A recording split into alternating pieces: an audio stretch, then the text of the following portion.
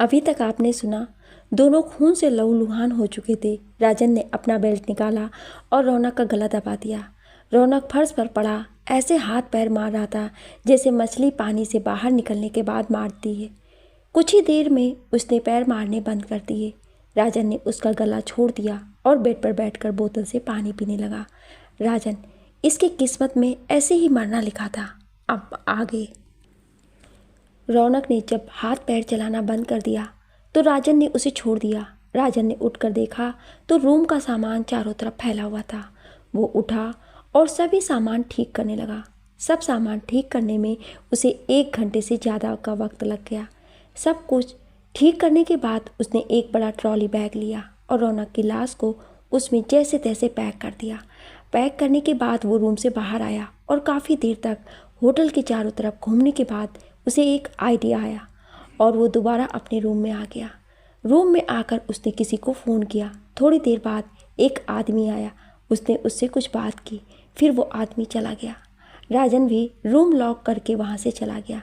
फिर रात के 8 बजे रूम में आया। उसके रूम में आते ही पूरे होटल में अंधेरा हो गया। जनरेटर चलाने पर भी रोशनी नहीं हो रही थी। किसी ने बिजली का कनेक्शन ही हटा दिया था, जिस वजह से पूरे होटल में अंधेरा छा गया था। अंधेरे का फ़ायदा उठाकर राजन ट्रॉली बैग लेकर बाहर निकला और अंधेरे में ही उसने कुछ लोगों को वो ट्रॉली बैग पकड़ा दिया और वो दोबारा अपने रूम में आ गया। उसके बाद वो सिक्योरिटी ऑफिस में गया। वहाँ पर 2 गार्ड थे। दोनों को ही अंधेरे में मारकर उसने बेहोश कर दिया। उसने वहाँ पर मौजूद कंप्यूटर में से पिछले 3 दिनों के सभी सीसीटीवी फुटेज के रिकॉर्ड डिलीट कर दिए और आराम से अपने रूम में आ गया। अगली सुबह उसने होटल से चेकआउट किया और वहाँ से चल दिया। शिखा अपने ही घर में कैद हो गई थी। अब पूरे दिन उसके घर में 2 महिला गार्ड्स और गेट के बाहर 2 जेंट्स गार्ड रहते थे। उससे अलग दाएं और बाएं दोनों तरफ बलराज ठाकुर ने 2 गार्ड उसके देखभाल के लिए पड़ोस के घर में शिफ्ट कर दिए थे। अंजना जी तो दोनों महिला गार्ड्स को कभी सब्जी कटवाती तो कभी झाड़ू लगवाती। उन्होंने तो ऐसा कर दिया था जैसे वो सभी गार्ड्स ना होकर घर के ही मेंबर थे। सभी मिलकर कभी लूडो खेलते तो कभी शतरंज। 3 दिन बाद वीर और वंदना शिखा के घर पर आए। शिखा को 2 दिन से उनका ही इंतज़ार था। शिखा अपने रूम में लेटी हुई थी तो उसने दोनों को ही वहीं पर बुला लिया ताकि उनकी बातें कोई और ना सुन सके। वीर सोफे पर बैठते हुए, ये लोग आपके रिश्तेदार हैं क्या मैम? शिखा, नहीं। वंदना, बाहर जो 2 गार्ड्स हैं उनमें से एक की शादी करवाने को कह रही थी आपकी मम्मा। कह रही थी दूर के भाई की बेटी है, उससे करवा दूंगी उसकी शादी। शिखा खुद से, पता नहीं क्या क्या होगा अब इस घर में। वीर, मैम, हम उस हाईवे पर गए थे। यस सर का एक्सीडेंट हुआ था और जहां उनकी कार खाई में गिरी थी, नीचे जाकर भी हमने देखा। हमारे हाथ बहुत कुछ लगा है जिसके बारे में सुनकर आप बहुत हैरान हो जाएंगी। शिखा, अब हैरान होने जैसा है ही नहीं, अब तो सिर्फ बातों का मतलब निकालना है। वंदना, खाई में जहाँ पर यस सर की कार गिरी थी उस कार के पुर्जे अभी भी वहीं पर हैं। वीर, वहाँ से हमें कुछ खास चीज़ें तो नहीं मिली, पर ऐसा कुछ हमारे हाथ लगा है जिसे देखकर आपको पूरा यकीन हो जाएगा कि वहाँ यस सर ही थे। वीर ने शिखा के सामने टेबल पर एक लॉकेट रखा, जिसे देखते ही शिखा की आंख भर आई और उसने रोते हुए उस लॉकेट को अपने हाथ में उठा लिया। ये वही लॉकेट था जो सुलोचना जी ने यश को बचपन में पहनाया था। शिखा को अब इतना तो यकीन हो ही गया था कि उज्जैन में जो डेड बॉडी आई थी वो यश की नहीं थी। शिखा, ये लॉकेट कहाँ पर मिला तुम्हें? वीर, वही नीचे खाई में पड़ा हुआ था। शिखा, कार की हालत कैसी थी? वीर, कार के टुकड़े टुकड़े हो गए थे और उसमें ब्लास्ट हो गया था। शिखा, 1000 फीट ऊपर से गिरने के बाद किसी भी कार का यही हाल होगा। वंदना, हमने उस कार के सभी पार्ट के फॉरेंसिक जांच करवाई, पर उस कार में कहीं भी मानव शरीर के अवशेष नहीं मिले। वीर, मुझे ऐसा लग रहा है मैम कि यस सर की कार का एक्सीडेंट जब हुआ था तो वो और उनके साथ जो था दोनों ही कार से नीचे कूद गए हों। शिखा, कार से नीचे कूदने पर भी कोई नहीं बच पाएगा क्योंकि नीचे जो खाई है वहाँ गिरने के बाद इंसान तो क्या, बड़ी बड़ी गाड़ियों के परखच्चे उड़ जाएंगे। वंदना, तो अब क्या करना है मैम? शिखा, फिलहाल तो तुम्हें इस खून की और ये फिंगरप्रिंट के फॉरेंसिक जांच करवानी है। और वीर, तुम उस इलाके में जितने भी हॉस्पिटल हैं उनमें पता करो कोई एक्सीडेंट केस आया हो जिसमें मरीज बुरी तरह जख्मी हो। बोलते हुए शिखा का गला भर आया। वीर, ओके मैम। शिखा, और ये राजन कहाँ है? उसका फ़ोन भी नहीं लग रहा है और वो भी अभी तक आया भी नहीं। वीर, मैंने भी उसका फ़ोन कई बार ट्राई किया पर आउट ऑफ कवरेज बता रहा है उसका नंबर। शिखा, कहीं कोई मुसीबत में तो नहीं है वो? वीर, ठीक है, मैं पता करता हूँ उसका कहाँ है वो। वीर वंदना के साथ चला गया और शिखा यश की तस्वीर को हाथों में लेकर बैठ गई। शिखा, कहाँ हो आप? वापस आ जाओ ना, आपके बिना मैं कैसे इसका ख्याल रखूँगी? शिखा ने अपने पेट पर हाथ रखकर कहा और रोने लगी। तड़प ये इश्क की दिल से कभी नहीं जाती कि जान दे के भी दीवानगी नहीं जाती। ना जाने वो कौन सी दुनिया है वो मेरा रब्बा, जहाँ से लौट के कोई सदा नहीं आती। दिन बीत रहे थे और 1 महीना फिर गुजर गया। 1 महीने बाद राजन शिखा से मिलने आया। राजन को देखते ही शिखा को बहुत गुस्सा आया, पर अपने गुस्से को कंट्रोल करते हुए वो बोली, बहुत दिनों बाद आए तुम राजन, सब कुछ ठीक तो है? शिखा ने राजन को सोफे पर बैठने का इशारा किया तो वो बैठ गया। राजन, नहीं मैम, कुछ भी ठीक नहीं है। शिखा, क्या हुआ? राजन, वो रौनक ना जाने कहाँ गायब हो गया। शिखा, गायब हो गया? पर कैसे? राजन, हमने 2 दिन तक दिल्ली के कई जगह पर उस दाढ़ी वाले आदमी को ढूंढा पर वो नहीं मिला। एक दिन एक लड़की का फ़ोन आया, मैं और रौनक दोनों ही उससे मिलने वाले थे। उसने रात 10 बजे हमें एक क्लब में बुलाया था। मैं तैयार होकर रौनक के रूम में गया तो वो रूम में नहीं था, पहले ही जा चुका था। फिर मैं उस लड़की के बताए क्लब में गया तो वहाँ भी वो लड़की नहीं मिली और ना ही रौनक का कुछ पता चला। तब से लेकर आज तक उसे ढूंढ रहा हूँ मैं, उसका कुछ भी पता नहीं चला कि कहाँ गया है वो। शिखा से बात करते हुए राजन बार बार अपनी नज़रें नीचे कर ले रहा था। शिखा ने उसे गौर से देखा। आज से पहले कोई भी बात होती थी तो वो उससे आंखें मिलाकर बात करता था, पर वो इस बार उससे आंखें चुराकर बातें कर रहा है। ये बात शिखा को खटक रही थी। शिखा, जिस काम से गए थे दिल्ली वो काम हुआ? राजन, नहीं, रौनक कुछ बताता उससे पहले ही वो गायब हो गया। शिखा, ठीक है, कोई बात हो तो मुझे ज़रूर बताना। राजन, जी मैम। राजन चला गया। उसके जाते ही शिखा ने अपना सिर पकड़ लिया। इतने दिनों बाद उम्मीद की एक किरण के रूप में रौनक आया था, पर वो भी लापता हो गया। ये उसके लिए बहुत ही दुख की बात थी, पर उसने हार नहीं मानी थी। उसने ठान लिया था डिलीवरी के बाद वो केस के तहकीकात जरूर करेगी। धीरे धीरे वक्त चल रहा था। शिखा अब कुछ कर भी नहीं सकती थी। अब उसे तो बस इंतज़ार राजन और वीर का ही रहता था, पर वो दोनों ही ना जाने कहाँ गायब रहते थे। वीर का ट्रांसफ़र लखनऊ से दूर हो गया था और साथ ही वंदना का भी कहीं दूर ट्रांसफ़र हो गया था। शिखा के पास यश के मौत की गुत्थी सुलझाने का अब कोई उपाय नहीं था।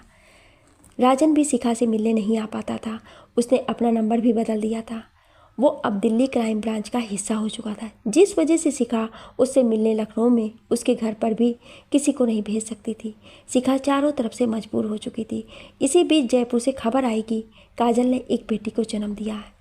शिखा जयपुर भी नहीं जा सकती थी, इसलिए आलोक जी और निम्मी जयपुर जा रहे थे।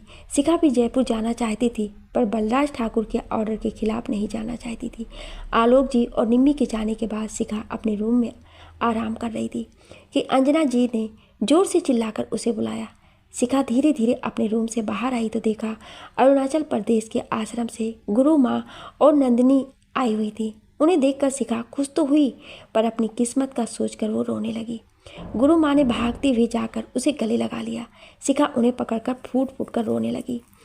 गुरु माँ, ऐसे रोते नहीं है बेटा, और तू तो मेरी बहादुर बच्ची है। अगर तू ही कमज़ोर पड़ गई तो तेरे बच्चे को कौन संभालेगा? शिखा, मैं क्या करूं गुरु माँ, आप ही देखिए कैसी हिम्मत है मेरी। शादी के 1 साल भी नहीं हुए और मैं। गुरु माँ ने शिखा के मुंह पर हाथ रख दिया और उसे गले लगाते हुए बोली, जिंदगी हमेशा एक जैसी नहीं चलती है। विश्वास रख उस भगवान पर, एक ना एक दिन सब कुछ ठीक हो जाएगा। शिखा, हाँ। गुरु माँ शिखा के पास बैठ गई। शिखा, कैसी हो नंदिनी? नंदिनी, मैं ठीक हूँ दीदी, पर आपको देखकर मुझे अच्छा नहीं लग रहा है। शिखा, वक्त वक्त की बात है। गुरु माँ, मैं अपनी बहू और बच्चे के लिए पहाड़ी वाली माँ के मंदिर से मन्नत मांग कर आई हूँ। गुरु माँ ने शिखा की कमर पर काला धागा बांधा और सिर पर हाथ फेर कर बोली, बेटा 5वां महीना है, ज़्यादा अपने दिमाग पर जोर मत देना और सुबह शाम योगा किया करना। माता रानी की कृपा से सब ठीक होगा। शिखा, जी माँ जी। गुरु माँ, अब हमें चलना चाहिए। शिखा, अभी तो आप आई हैं और अभी आप जा भी रही हैं। गुरु माँ, आश्रम के बहुत से काम छोड़कर मैं आई हूँ बेटा। मैं तो सिर्फ तुमसे मिलने आ गई थी और आगे भी आती रहूँगी। अपना ख्याल रखना। अंजना जी, नाश्ता तो करते जाइए बहन जी। गुरु माँ, आज मेरा व्रत है और मुझे दोबारा भी तो आना है अपनी बहू और पोते पोतियों की देखभाल करने के लिए। गुरु माँ और नंदिनी दोनों ही वहाँ से चली गईं और शिखा अपने रूम में आ गई। शिखा को अब घर में कुछ भी अच्छा नहीं लगता था। उसका मन करता था कि इन दीवारों को तोड़कर वो चली जाए, पर हालत इन सब की गवाही नहीं देते थे। 2 दिन बाद आलोक जी और निम्मी भी वापस आ गए। फिर से वही पुराना काम। सुबह शाम शिखा को पार्क में घूमने लेकर जाने लगे। धीरे धीरे शिखा का 9वां महीना पूरा होने वाला था। शिखा अब पूरे दिन घर में ही रहती थी और सभी उसकी देखभाल करते थे। नवरात्रि का महीना चल रहा था तो शिखा को माता के मंदिर जाने का मन किया। शिखा, मम्मा, मैं माता रानी के दर्शन करना चाहती हूँ। अंजना जी, इस हालत में नहीं जाना है कहीं तुझे। शिखा, रात को मैंने सपना देखा कि मैंने व्रत किया है और मैं कन्याओं को खाना परोस रही हूँ। अंजना जी, मतलब हमारे घर में माता रानी पधारने वाली हैं। अंजना जी ने खुश होते हुए कहा। शिखा, तभी तो मैं जाना चाहती हूँ दर्शन के लिए। अंदर से आलोक जी आए और बोले, कहाँ जाने की तैयारी हो रही है? अंजना जी, आपकी बेटी को इस हालत में मंदिर जाना है माता के दर्शन के लिए। आलोक जी, ये तो अच्छी बात है, घूम आते हैं। 22-23 किलोमीटर पर मरी माता का मंदिर है, वहीं पर चलते हैं। शिखा को लेकर गया तो मैं भी नहीं हूँ, पर लोगों से नाम बहुत सुना है उस मंदिर का। अंजना जी, मैं भी दर्शन कराऊंगी माता रानी के। ऐसे मैंने मरी माता के मंदिर का नाम आज ही सुना है। कौन थी वो? आलोक जी, जब भगवान शंकर की अर्धांगिनी ने जब यज्ञ कुंड में कूदकर आत्मदाह किया था, तभी से उन्हें मरी माता के नाम से जाना जाने लगा है। वो स्थान उन्हीं का पावन स्थल है। अंजना जी, मैंने तो टीवी पर देखा है कि जब भगवान शंकर उनके शव को लेकर तीनों लोकों में भटक रहे थे तो भगवान विष्णु ने अपने बाण से उस शव के टुकड़े टुकड़े कर दिए थे। जहाँ जहाँ शव का हिस्सा पृथ्वी पर गिरा वहाँ पर शक्तिपीठ की स्थापना हुई। आलोक जी, हाँ, ये मुझे भी मालूम है, पर तुम चलने की तैयारी करोगी या यहाँ बैठकर एक दो कहानी और भी बताओगी? आलोक जी ने थोड़ा चिल्ला कर कहा तो अंजना जी को गुस्सा आ गया। अंजना जी, ज़्यादा उछलिए मत, चिल्लाना मुझे भी आता है। आलोक जी, तो चिल्लाओ ना, मैंने कब रोका है? शिखा, आप दोनों शांत हो जाइए। दोनों चुप हो गए तो अंदर से निम्मी आई। निम्मी, क्या हुआ? सुबह सुबह आप दोनों काहे चिल्ला रहे हो भाई? ये घर है, कोई कुश्ती का अखाड़ा नहीं। अंजना जी, तू तैयार हो जा, हम मरी माता के मंदिर जा रहे हैं। निम्मी, मरी माता के? अंजना जी, हाँ, मरी माता के मंदिर। भगवान शंकर की अर्धांगिनी ने जब यज्ञ कुंड में कूदकर आत्मदाह किया था तभी से उन्हें मरी माता के नाम से जाना जाने लगा। वो स्थान उन्हीं का पावन स्थल है। आलोक जी ने अंजना जी की तरफ देखा और जूते पहनने लगे। निम्मी, ठीक है, चलते हैं फिर। थोड़ी देर में सभी मंदिर जाने के लिए तैयार हो गए। दोनों महिला गार्ड्स भी तैयार हो गई थी। आलोक जी आगे गए, गार्ड्स के साथ बैठ गए। बीच में शिखा और निम्मी बैठी हुई थी, जिससे शिखा आराम से बैठ सके, और पीछे अंजना जी दोनों महिला गार्ड्स और एक जेंट्स गार्ड्स के साथ बैठी हुई थी। घर से निकलते ही आसमान में बादल छा गए। मौसम बहुत ही सुहाना हो गया था। लखनऊ सिटी में ट्रैफिक बहुत ही ज़्यादा था, इसलिए उन लोगों को मंदिर पहुंचने में दोपहर हो गई। मंदिर अभी दूर ही था तो घंटियों की आवाज़ दूर से ही सुनाई देने लगी। मंदिर के बाहर दर्शन करने वाले श्रद्धालुओं की बहुत भीड़ थी। सभी लोग कार से उतरे और मंदिर में पहुंचकर पूजा आरती करने के बाद प्रसाद ग्रहण किया और फिर चल दिए। मंदिर से निकलते निकलते शाम हो गई थी। काली घटाओं ने आसमान को घेर लिया। मंदिर की सीढ़ियों से उतरते हुए शिखा के पैर फिसला और वो नीचे बैठ गई। उसके पेट में बहुत तेज दर्द शुरू हो गया। दोनों गार्ड्स और आलोक जी ने मिलकर शिखा को कार में लिटाए और हॉस्पिटल लेकर चल दिए। कार में शिखा बहुत तेज तेज चिल्ला रही थी। अंजना जी और बाकी सभी उसे शांत करा रहे थे, पर दर्द अब काफ़ी बढ़ चुका था। कार चलने लगी। बाहर अंजना जी शिखा के सिरहाने बैठ गईं। शिखा का दर्द से बुरा हाल था। हॉस्पिटल पहुंचते ही शिखा को अंदर लेकर गए। बारिश शुरू हो चुकी थी। आलोक जी और बाकी सभी बाहर इंतजार कर रहे थे। अंदर से शिखा के चीखने की आवाज़ आ रही थी। अब बाहर बारिश के साथ साथ आंधी और तूफान भी शुरू हो चुका था। आधे घंटे बाद अंदर से बच्चों के रोने की आवाज़ें आने लगी तो सभी खुश हो गए। डॉक्टर और नर्स डॉक्टर के साथ चल रही दोनों नर्स के पास एक बच्चा था। सभी खुशी से इकट्ठे होकर आलोक जी के पास आ गए। डॉक्टर आलोक जी के पास आकर, मुबारक हो, जुड़वा बच्चे पैदा हुए हैं, एक बेटा और एक बेटी। थोड़े कमज़ोर हैं पर स्वस्थ हैं बिल्कुल। आलोक जी और शिखा, डॉक्टर, वो बिल्कुल ठीक है, अभी बेहोश हैं। थोड़ी देर बाद उन्हें दूसरे रूम में शिफ्ट कर रहे हैं, तो आप उनसे मिल सकते हैं। आलोक जी ने जेब से पैसे निकालकर दोनों नर्स को दिए और बेटी को अपने गोद में लिए। अंजना जी ने बेटे को अपने गोद में लिया। आलोक जी, कुछ याद आ रहा है तुम्हें? अंजना जी, हाँ, ये गुड़िया तो बिल्कुल ही हमारी शिखा जैसी है। ऐसा लग रहा है मैं आज से 28 साल पहले अपने अतीत पहुँच गया हूँ। अंजना जी, और ये शैतान बिल्कुल अपने पापा पर गया है। निम्मी, आज मैं बहुत खुश हूँ, मैं मौसी बन गई। आप दोनों नाना नानी, अब घर में हम सब मिलकर तबाही मचाएंगे। अंजना जी, वो तो पता ही था मुझे, तू कुछ ऐसा ही सोचेगी करने को। शिखा के होश में आने पर निम्मी और बाकी सब उसके पास गए। दोनों बच्चों को शिखा के पास लिटाए तो उन्हें देखकर इतने दिनों बाद शिखा के चेहरे पर मुस्कान आ गई। सभी ने शिखा को घेर लिया था। हॉस्पिटल के लोगों को पता चला कि पूर्व IPS शिखा शर्मा की उसी हॉस्पिटल में डिलीवरी हुई है, तो शिखा जिस कमरे में थी उस कमरे के बाहर लोगों की भीड़ उमड़ गई। सभी शिखा को देखना चाहते थे। डॉक्टर और आलोक जी के मना करने के बाद लोग वहाँ से हटे। रात भर में हॉस्पिटल के बाहर मीडिया, पुलिस और पब्लिक की भीड़ लग गई थी।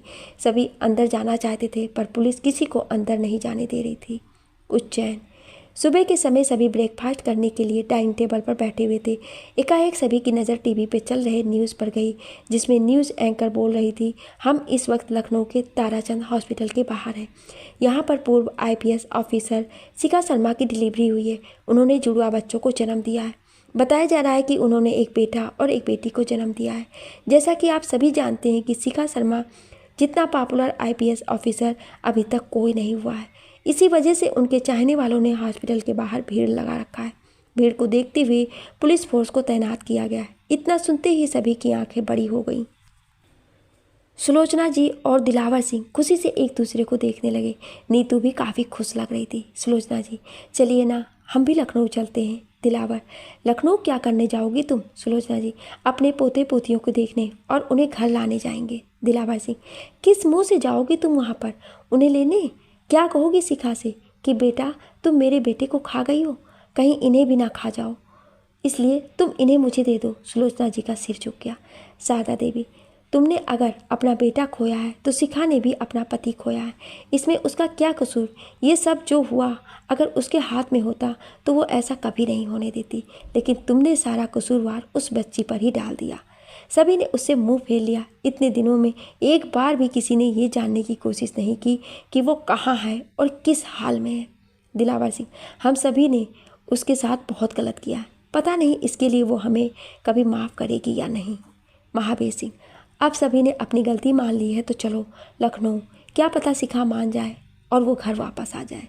तभी नीतू चिल्लाई, पापा, भाभी। सभी ने टीवी में देखा तो शिखा पुलिस के साथ हॉस्पिटल से बाहर आ रही थी। उसके हाथ में एक बच्चा था और उसके साथ निम्मी चल रही थी, जिसके हाथों में दूसरा बच्चा था। पुलिस के साथ ही वो अपने कार के पास आई और अपने दोनों बच्चों को लेकर कार में बैठ गई। जाते वक्त उसने हाथ जोड़कर सबको अभिवादन किया और चली गई। सुलोचना जी, मुझे माफ़ कर दीजिए, मैंने गुस्से में शिखा को उस रात ना जाने क्या क्या कह दिया। दिलावर सिंह, तुमने अपनी गलती मान ली ना, अब देखते हैं हम सभी को वहाँ पर देखकर शिखा क्या करती है। महावीर सिंह, शिखा बहुत ही समझदार है, पर तुम लोगों ने उसके आत्मसम्मान को ठेस पहुँचाई है। एक गर्भवती महिला ठाकुर खानदान के घर से पहली बार इस तरह गई है। मुझे इसके पछतावा उम्र भर रहेगा। घर का सबसे बड़ा होने के नाते मुझे तुम लोगों को समझाना चाहिए था, पर मैं कुछ ना कह सका, लेकिन अब मैं इस गलती को जरूर सुधारूंगा। महावीर की सिंह की बात सुनकर घर की सभी औरतों का सिर झुक गया। लखनऊ। शिखा घर आ गई थी। घर पर मेहमान आने शुरू भी हो चुके थे। हलवाई बाहर मिठाई बना रहे थे और निम्मी पालने में लेटे बच्चों के साथ खेल रही थी। जयपुर से भी सभी आ चुके थे। काजल की बेटी 4 साल की हो गई थी और रश्मि का बेटा 1 साल का हो गया था। सभी के शिखा के रूम में बैठे हुए हंसी मजाक कर रहे थे। शिखा भी आज उनकी बातों पर हल्का मुस्कुरा दे रही थी। वो कहते हैं ना, वक्त सारे जख्म भर देता है, वो शिखा के साथ भी हो रहा था। शिखा ने अपनी बेटी का नाम यशिका और बेटे का नाम कीर्तिमान रखा था।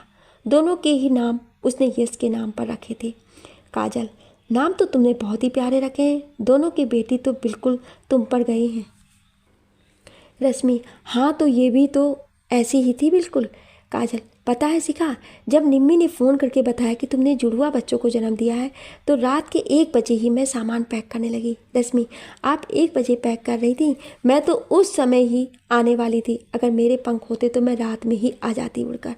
बाहर सुषमा जी और अंजना जी बैठी हुई थी और बातें कर रही थी। सुषमा जी, आपने उज्जैन फ़ोन करके बताया कुछ? अंजना जी, अब उन लोगों का क्या बताना जब उन लोगों ने खुद ही हम लोगों से रिश्ता तोड़ दिया। सुषमा जी, बच्चों की दादी ही तो बच्चों को तागड़ी और कलावा पहनाती हैं। अंजना जी, अब वो लोग नहीं आएंगे तो क्या ये रस्म नहीं होगी? सुषमा जी, होगी, पर उन लोगों को भी बताना जरूरी है। अंजना जी, जब ज़रूरत होगी तो बता देंगे उन लोगों को भी। थोड़ी देर बाद बलराज ठाकुर और सुधा जी भी आ गए। सुधा जी अंदर शिखा के कमरे में गईं। उन्होंने शिखा के माथे को चूमा और उसे आशीर्वाद दिया। सुधा जी ने एक एक करके दोनों बच्चों को गोद में लिया और उन्हें बाहर ले आईं। बाहर उन्होंने बलराज ठाकुर के हाथों में दे दिया। बलराज ठाकुर के हाथों में उन्होंने याचिका को दे दिया। बलराज ठाकुर, ये तो बहुत ही प्यारी लग रही है, बिल्कुल परी जैसी। बलराज ठाकुर ने उसे थोड़ा ऊपर उठाया, तभी उसने उसके ऊपर सुसु कर दिया। सभी हंसने लगे और बलराज ठाकुर ने मुस्कुराते हुए उसे निम्मी की गोद में दे दिया। बलराज ठाकुर, गुस्सा हो गई गुड़िया हमारी? अंजना जी, लाइए भाई साहब, मैं इसके कपड़े बदलवा देती हूँ, तब तक आप इस शैतान को देखिए। अंजना जी ने कीर्तिमान को बलराज ठाकुर के हाथों में दे दिया और याचिका को लेकर चली गई। घर में ढोल बाजे लेकर औरतें गाना बजा रही थीं। थोड़ी देर बाद किन्नर समाज के लोग आए और उन्होंने बच्चों को आशीर्वाद दिया। आलोक जी ने खुशी होकर सभी को ढेर सारा सामान और पैसे देकर भेजे। दोपहर का खाना सभी ने साथ मिलकर खाया। शिखा को आज यश की बहुत याद आ रही थी। अगर यश होता तो उसके लिए आज की खुशी दुगनी हो जाती। शिखा उदास मन से अपने रूम में लेटी हुई थी। अब उसे 2 काम करना बहुत ज़रूरी था। एक, यश के कातिलों का पता लगाना और दूसरा, अपने बच्चों की अच्छी परवरिश करना। शाम हो चुकी थी, घर में गीत गाया जा रहा था, भीड़ काफ़ी ज़्यादा थी। शिखा भी एक तरफ सोफे पर बैठी हुई थी। उसके पास पालने में याचिका और कीर्तिमान खेल रहे थे। तभी बाहर से शोर सुनाई दिया। सबकी नज़र बाहर की तरफ गई तो देखा कुछ लोग कुर्ता पजामा पहने हुए थे और सिर पर पगड़ी बांधे हुए थे। उनके हाथों में बड़ी बड़ी थाल थी, अंदर लिए लाइन से चले आ रहे थे। सभी अंदर आकर लाइन से दरवाजे के दोनों ओर खड़े हो गए। उसके बाद घर में ठाकुर महावीर सिंह, दिलावर सिंह दोनों ही अपने पूरे परिवार के साथ अंदर आए। उन्हें वहां पर देखकर शिखा के घर वालों की आंखें लाल हो गईं। शिखा जानती थी ऐसा कुछ होने वाला है, इसलिए वो खामोशी से उन लोगों को अंदर आता देखती रही। ठाकुर परिवार के सभी लोगों को देखकर सबको उन लोगों पर बहुत गुस्सा आया। वहाँ पर मौजूद कोई भी आदमी उन्हें वहाँ पर देखकर खुश नहीं हुआ, यहाँ तक कि कोई उनके स्वागत में भी नहीं खड़ा हुआ। शिखा ने भी उन लोगों को देखकर मुंह फेर लिया। सुलोचना जी ने शिखा की तरफ देखा और उसके पास लेटे याचिका और कीर्तिमान को देखकर खुश हो गई। सिर्फ अभय ही देखकर उन लोगों के पास गया। अभय, नमस्ते अंकल, आइए अंदर। महावीर सिंह, लगता है हम लोगों को यहाँ पर देखकर किसी को खुशी नहीं हुई। आलोक जी उठकर उन लोगों के पास आते हुए, खुशी उन लोगों को देखकर होती है जो लोग अपने होते हैं। महावीर सिंह, हम लोगों से जो गलती हुई है उसके लिए हम बहुत शर्मिंदा हैं भाई साहब, इसलिए हम सभी अपनी गलती सुधारना चाहते हैं, इसलिए हम शिखा को ले जाने आए हैं वापस। बलराज ठाकुर, आप लोगों को अपनी गलती का एहसास बहुत जल्दी हो गया ठाकुर साहब। उस वक्त कहाँ थे आप जब शिखा को आप लोगों ने बीच सड़क पर छोड़ दिया था, और उस समय जब वो 2 महीने की गर्भवती थी। आज भी आप सभी यहाँ पर रिश्तेदारी निभाने नहीं आए हैं, बल्कि अपने पोते पोती की लालसा में शिखा को लेने आए हैं। आप लोगों से बड़ा खुदगर्ज इंसान मैंने आज से पहले कभी नहीं देखा। दिलावर सिंह, हम सभी जानते हैं कि हमसे बहुत बड़ी गलती हुई है और उसी गलती को हम लोग सुधारने आए हैं। आलोक जी, इसे गलती सुधारना नहीं कहते हैं भाई साहब। अगर आपको अपनी गलती सुधारनी होती तो जिस दिन शिखा घर से अपमानित होकर निकली थी उसी दिन आपको उसे वापस लाना था, पर आपने ऐसा कुछ नहीं किया। सुलोचना दी, ये सब जो भी कुछ हो रहा है उन सब की जिम्मेदार मैं ही हूँ। मैं ही शिखा को गलत समझ बैठी और उसके साथ बुरा बर्ताव किया और शिखा घर छोड़कर चली गई। मुझे माफ़ कर दीजिए। आलोक जी, हमसे माफ़ी मांगने का क्या फ़ायदा? माफ़ी तो उससे मांगिए जिसका आपने दिल दुखाया है। सुलोचना जी शिखा के पास गईं और हाथ जोड़ के तभी शिखा ने उनका हाथ पकड़ लिया। शिखा, आप बड़ी हैं, आप माफ़ी मांगकर मुझे शर्मिंदा मत करिए। सुलोचना जी, मुझे माफ़ कर दो बेटा, मैंने तुम्हें ही कसूरवार मान लिया और तुम्हें कितना भला बुरा कहा जबकि तुम्हारा कोई दोष नहीं था। शिखा, नहीं माँ जी, गलती मेरी ही है, मेरी ही वजह से उनकी हत्या हुई है। आपकी जगह और कोई भी होता तो यही करता जो आपने किया। सुलोचना जी, ऐसा मत कहो बेटा, भूल जाओ सारी बातें और घर चलो। शिखा, नहीं माँ जी, अब मैं उस हवेली में नहीं जाऊंगी, वहाँ पर उनके बिना मैं नहीं रह सकती हूँ। सुलोचना जी, जितनी खूबसूरत तुम हो उससे भी खूबसूरत तुम्हारा दिल है बेटा, भगवान तुम्हें हर मुश्किल से लड़ने की शक्ति दे। सुलोचना जी अंजना जी के पास गई। सुलोचना जी, हमें माफ़ कर दीजिए बहन जी, हमने आप सभी लोगों का दिल बहुत दुखाया है। अंजना जी, यूँ माफ़ी मांगकर आप हमें शर्मिंदा कर रही हैं बहन जी, आपने अपनी गलती मान ली, इससे बड़ी बात और क्या हो सकती है। शारदा देवी शिखा के पास गईं और याचिका को गोद में ले लिया उन्होंने। शारदा देवी, बहुत ही खूबसूरत है, बिल्कुल तुम पर गई है, नज़र न लगे मेरी लाडो को। शारदा देवी ने आंखों से काजल निकालकर याचिका के माथे के दाईं ओर लगाया। उन्होंने उसे कड़े और कमर पर तागड़ी भी बांधी। उसके बाद सुलोचना जी ने कीर्तिमान को तागड़ी बांधी और उसे कड़ा पहनाया। शारदा देवी, बेटा, जब तुम्हारा मन करे तुम हवेली आ जाना, हम सभी तुम्हारा मन बदलने का इंतजार करेंगे।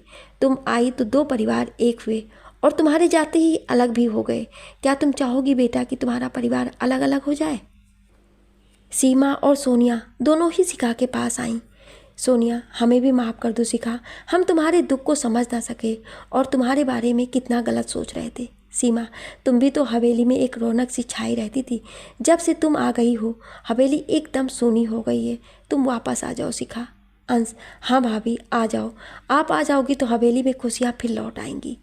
काव्या और नीतू भी शिखा के पास गईं और उसे चलने के लिए मनाने लगी। चीनू और अमन तो शिखा के कान के पास जाकर बोलने लगे, शिखा ठीक है मैं आऊँगी, पर कुछ दिनों बाद। दिलावर सिंह, हमें खुशी है बेटा कि तुम मान गई, हम सभी को तुम्हारा इंतज़ार रहेगा घर वापसी का। परिवार के सभी लोग खुश थे। आलोक जी भी खुश हो गए थे कि शिखा के घर वाले उसे लेने आए हैं। निम्मी ने कीर्तिमान को गोद में लिया हुआ था तो अंश उसके पास आया। अंश, कैसी हो? निम्मी, मुझे क्या हुआ, ठीक ही तो हूँ।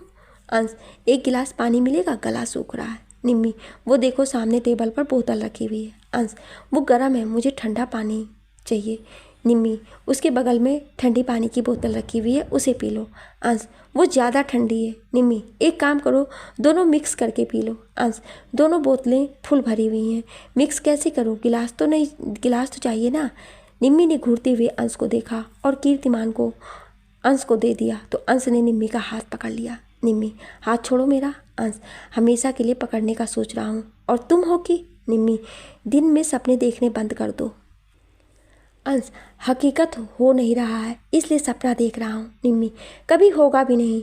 निम्मी वहाँ से चली गई और अंश उसे देखता रहा। उसके जाने के बाद अभय उसके पास आया।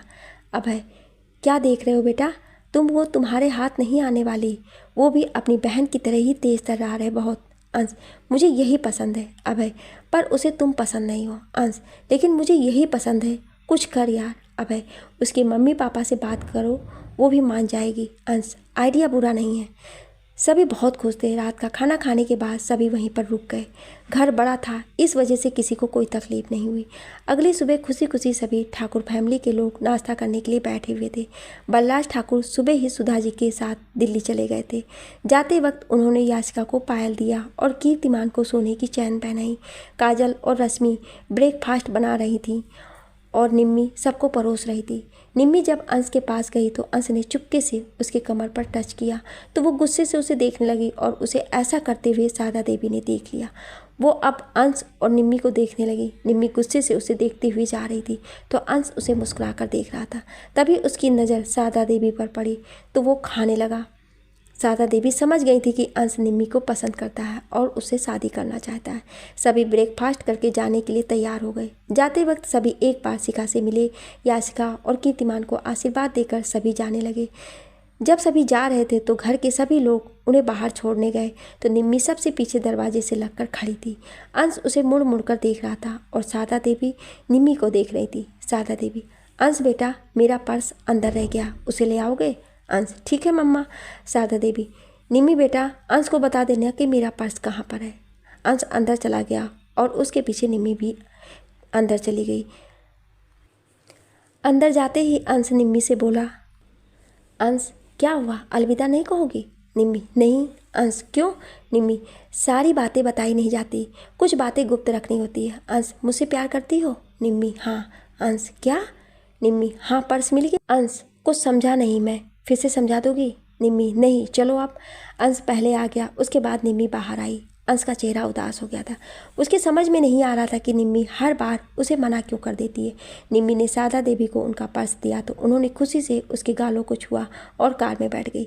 सभी चले गए और एक बार फिर अंश कार की खिड़की से निम्मी को देख रहा था। सबके जाने के बाद सभी अंदर आ गए। एक हफ्ते बाद शिखा सुबह सुबह उठी, तैयार हुई। उसने सफ़ेद शर्ट और ब्लैक जीन्स पहनी, बाजुओं को मोड़ा और एस की तस्वीर के पास जाकर खड़ी हुई। शिखा, अब वक्त आ गया है सच्चाई जानने का। बहुत इंतज़ार किया है मैंने आज के दिन के लिए। शिखा याचिका और कीर्तिमान को कमरे से बाहर लेकर आई। उसे इस तरह तैयार देख आलोक जी, निम्मी और अंजना जी तीनों हैरानी से उसे देख रहे थे। शिखा घर के मंदिर के पास गई और पूजा करने के बाद सबके बीच में आई। आलोक जी, ये सुबह सुबह तैयार होकर कहाँ जा रही हो बेटा? शिखा, ये तो आप सभी जानते हैं कि मैं अब आगे क्या करने वाली हूँ। आलोक जी, तेरी जिद के आगे तो किसी की नहीं चली। मैं भगवान से प्रार्थना करता हूँ कि तुम जो कर रही हो उसमें तुम्हारी मदद करें। शिखा, भगवान पर ही तो भरोसा है अब मुझे। उन्होंने रास्ता दिखाया तो मंजिल तक भी वही पहुँचाएंगे। शिखा ने ब्रेकफास्ट किया और याचिका और कीर्तिमान के माथे पर किस किया। उसके बाद अपनी कार में बैठकर चल दी। DGP office, Lucknow. ऑफिस में सभी पुलिसकर्मी अपना अपना काम कर रहे थे।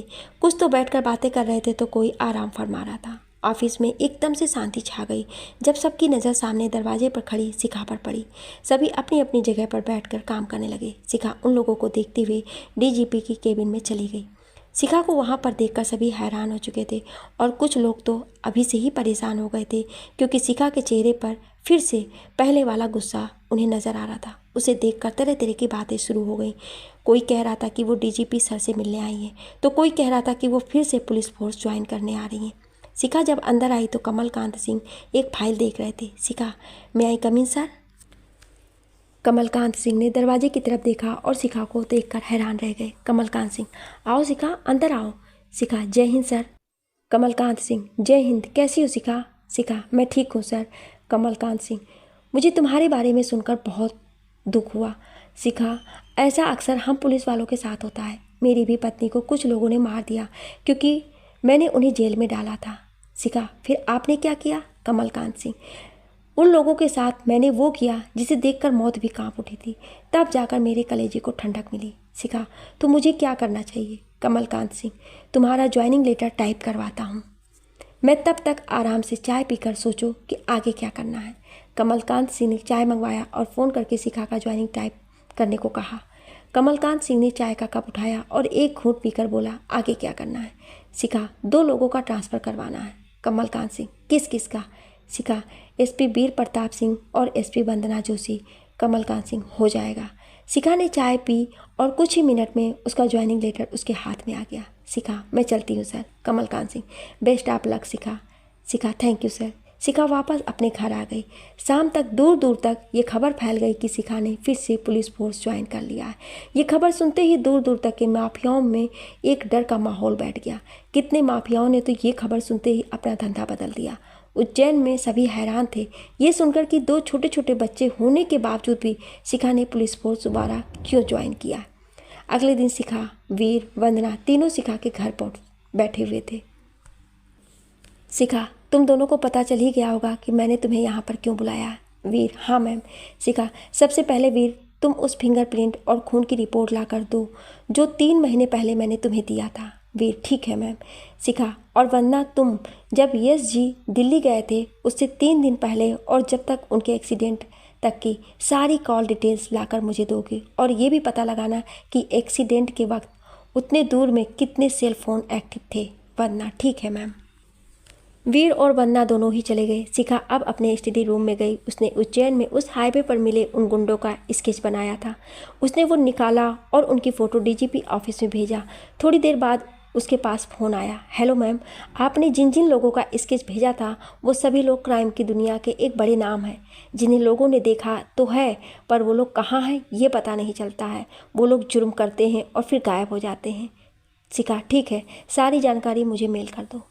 शिखा रूम से बाहर आई और अपने बच्चों के साथ खेलने लगी। शाम को वीर और वंदना दोनों आए। वीर, मैम, आपका अंदाज़ा सही था। जो डेड बॉडी उज्जैन में आपके घर पहुंची थी वो यश सर की नहीं थी। शिखा, तो वो डेड बॉडी किसकी थी? कुछ पता चला? क्या वो कोई मुजरिम था या नहीं? वीर, नहीं मैम, वो कोई मुजरिम नहीं था। दरअसल एक जैसी बॉडी और शरीर का दिखाने वाला आदमी ढूंढ कर ही उन्होंने प्लास्टिक सर्जरी करवाई थी। शिखा, वंदना, तुम कॉल डिटेल्स लाई हो? वंदना, दिल्ली जाने से पहले यस सर को इन 2 नंबर से कॉल आया था और फिर इसमें से एक नंबर पर कॉल लगातार उनसे बात हो रही थी। शिखा, किसका था वो एक नंबर? वंदना, मैम वो नंबर राजन का था। शिखा, क्या राजन का नंबर? वीर, मैम यस सर के साथ राजन ही दिल्ली में था और उज्जैन में जब उनके साथ वो हादसा हुआ तब भी राजन ही उनके साथ था। कॉल डिटेल्स इसी तरफ इशारा कर रही हैं। शिखा, राजन ने इतनी बड़ी बात हम लोगों से छुपाई क्यों? वो कर क्या रहा था दिल्ली में उनके साथ? राजन का नाम सुनकर शिखा बहुत ही हैरान हो गई थी। उसे यकीन नहीं हो रहा था कि राजन ऐसा करेगा, क्योंकि राजन उसके सबसे खास ऑफिसर्स में से एक था।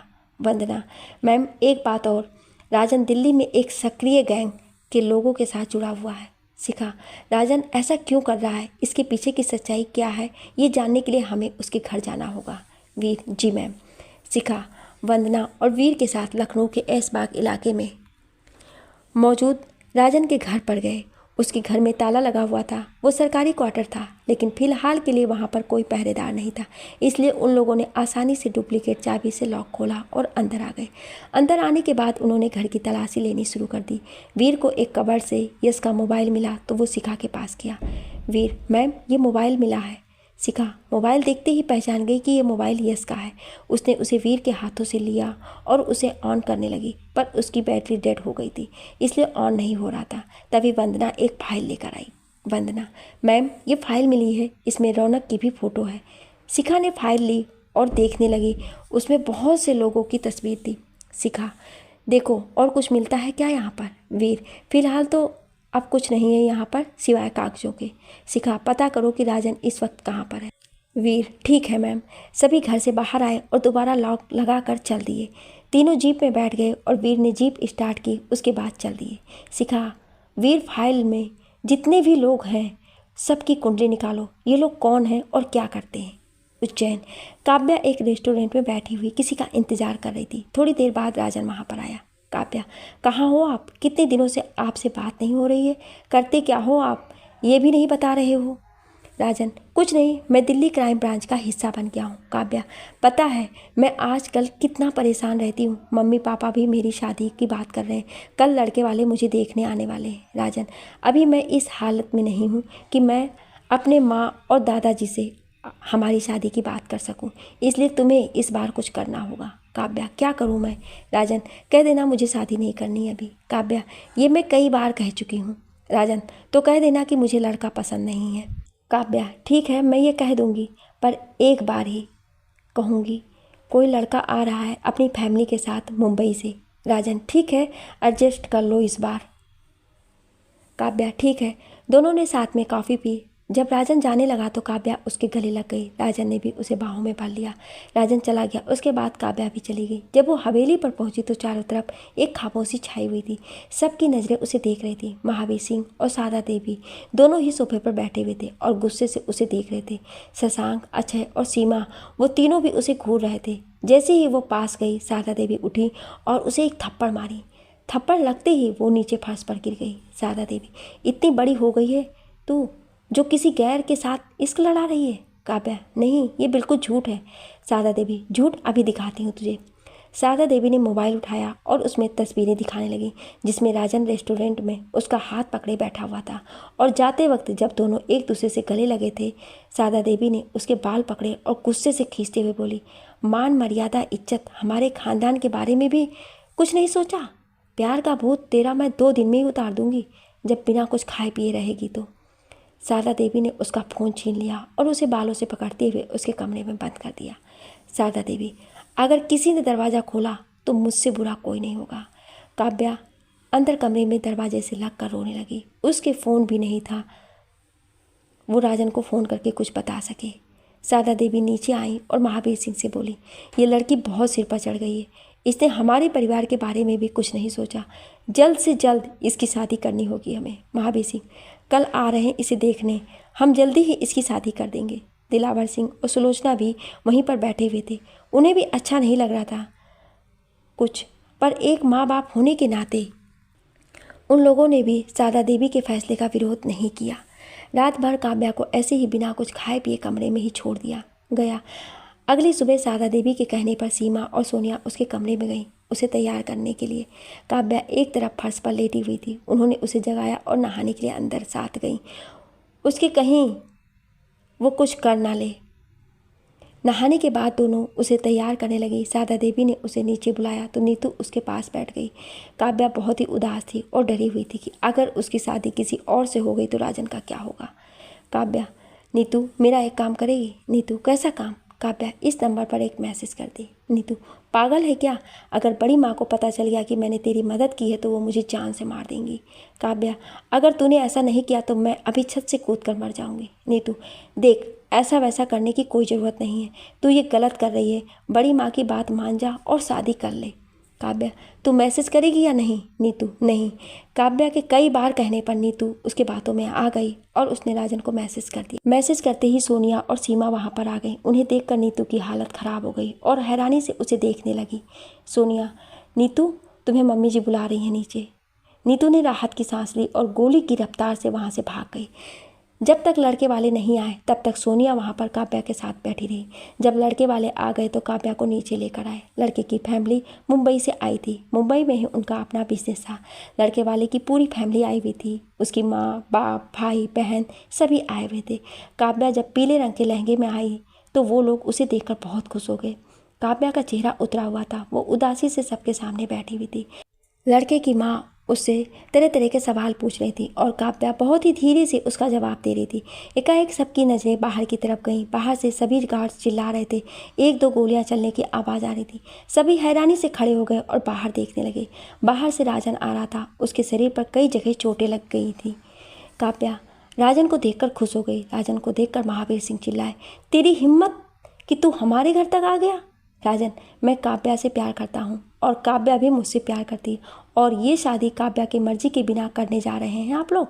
महावीर सिंह, जिस तरह आया है उसी तरह वापस चला जा। ये पुलिस की वर्दी की गर्मी मत दिखा हमें। राजन, काव्या मेरे साथ चलो, ये लोग हमारे प्यार को नहीं समझने वाले। राजन आगे आया। घर के सभी नौकर उसकी तरफ उसे रोकने के लिए बढ़े। राजन ने सबको एक एक घूसे और लात में नीचे गिरा दिया। शशांक और अक्षय भी भागकर राजन से लड़ने के लिए गए।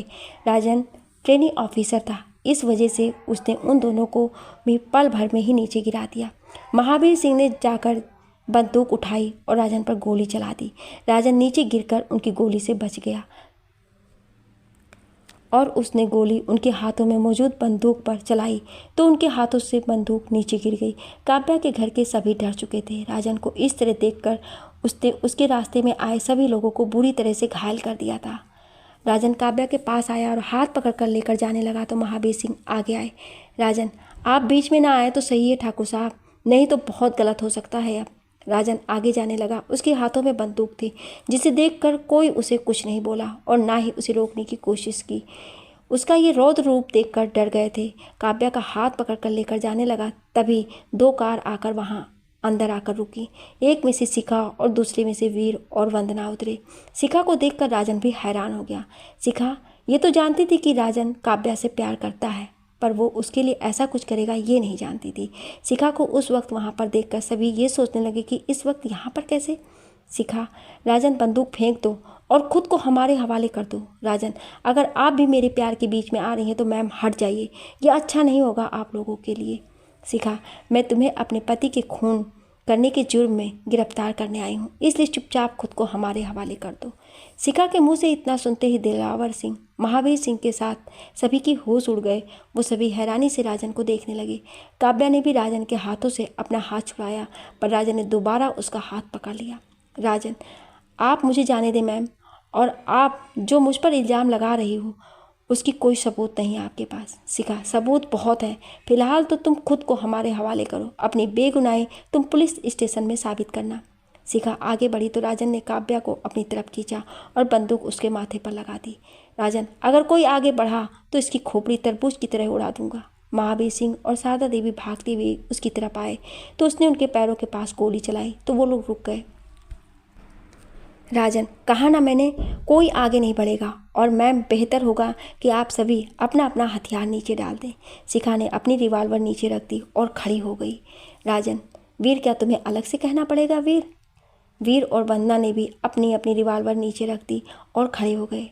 राजन, वेरी गुड, अब 2 कदम पीछे हटकर घुटने के बल बैठ जाओ तीनों। शिखा ने इशारा किया तो वीर और वंदना दोनों ही नीचे बैठ गए और शिखा भी नीचे बैठ गई। राजन आगे बढ़ा और काव्या को लेकर गेट के बाहर निकला, अपनी कार स्टार्ट की और चल दिया। शिखा, वीर और वंदना जल्दी से उठे और भागते हुए अपनी अपनी कार में बैठ गए। शिखा, वीर जल्दी से उसका पीछा करो, हाथ से निकल ना पाए वो हमारे। दोनों अपनी अपनी कार से राजन को पीछा करने लगे। राजन भी कार बहुत तेज़ी से चला रहा था। वो ये जानता था कि शिखा इतनी आसानी से उसका पीछा नहीं छोड़ने वाली। तीनों कार बहुत तेज़ी से चल रही थी। राजन ने अपनी कार जंगल की ओर मोड़ दिया। वीर और शिखा ने भी उस ओर अपनी अपनी कार मोड़ ली। राजन ने कार से हाथ निकाला और शिखा की कार के टायर पर गोली चला दी। गोली चलते ही शिखा की कार एक पेड़ से जा टकराई। शिखा ने गुस्से में राजन को देखा और देखती रही। वीर अपनी कार को पूरी तेजी से चलाकर राजन के कार के पास ले गया। काव्या भी गुस्से में राजन को मार रही थी और कार रोकने को बार बार कह रही थी, पर राजन कार नहीं रोक रहा था। वीर ने अपनी कार राजन के कार से आगे कर दी और रोक कर दोनों ही कार से नीचे उतरे और राजन पर बंदूकें तान दी। मजबूरी में राजन को कार रोकना पड़ा और वो कार से नीचे उतरा। वीर, बहुत हो गया राजन, काव्या को छोड़ो और अपनी रिवॉल्वर नीचे फेंक दो। राजन, इतना बड़ा बेवकूफ़ नहीं हूँ मैं वीर। काव्या ने राजन के हाथों को पकड़ लिया, जिस हाथ में उसका बंदूक था। इसका फ़ायदा उठाकर वीर राजन की तरफ बढ़ा। तभी राजन ने काव्या को खुद से दूर किया तो उसके हाथों से बंदूक गिर गई। वीर ने फौरन आकर राजन को एक घूंसा मारा, जिससे राजन नीचे गिर गया और वीर ने उस पर बंदूक तान दी। वीर, बहुत हो गया राजन, अब खेल खत्म हो चुका है तुम्हारा, हाथ ऊपर करो।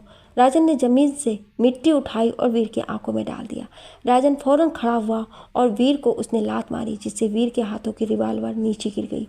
अब दोनों आपस में लड़ने लगे। काव्या और वंदना उन्हें लड़ता देख रही थी। वंदना, रुक जाओ राजन, मैं गोली चला दूंगी। दोनों की लड़ाई अब खूनी हो चुकी थी। राजन वीर पर भारी पड़ने लगा तो वंदना ने राजन पर गोली चला दी। वो गोली उसके सीने की दाईं तरफ लगी, लेकिन उसने वीर को नहीं छोड़ा। उसने एक घूंसा वीर को मारा, जिससे वीर वंदना की तरफ जा गिरा। वंदना वीर को देखने लगी, तब तक राजन ने कूदकर अपनी रिवॉल्वर उठा लिया। उसने भी वीर को गोली मार दी, जो गोली उसके कंधे को छूते हुए निकल गई। राजन ने फिर दूसरी गोली वंदना के हाथ पर मारी, जिस हाथ में उसके बंदूक था। दोनों ही इस वक्त घायल हो चुके थे। राजन ने काव्या का हाथ पकड़ा और कार में बैठकर चल दिया। वीर बेहोश हो चुका था। वंदना के हाथ में गोली लग चुकी थी। वंदना मजबूरी में राजन को जाता देख रही थी। राजन काव्या को लेकर जंगल के कच्चे रास्ते से होते हुए हाईवे पर पहुंच गया। इधर वीर और वंदना दोनों ही घायल थे। वंदना के हाथ में गोली छूकर निकल गई थी और वीर के साथ भी ऐसा ही हुआ था। दोनों उठकर खड़े हुए। वीर ने वंदना के हाथ पर अपना रुमाल बांधा और वंदना ने वीर के कंधे पर अपना रुमाल बांधा। तब तक वहाँ पर शिखा भी आ गई थी। शिखा वीर को देखकर जो कुछ ज़्यादा ही जख्मी हो चुका था। क्या हुआ तुम दोनों को? राजन के साथ और भी कोई था क्या? क्या शिखा काव्या को राजन के चंगुल से बचा पाएगी? आप लोगों को क्या लगता है कि राजन ही यश को मारा है? अपनी राय कमेंट करके ज़रूर बताएं। Thank you.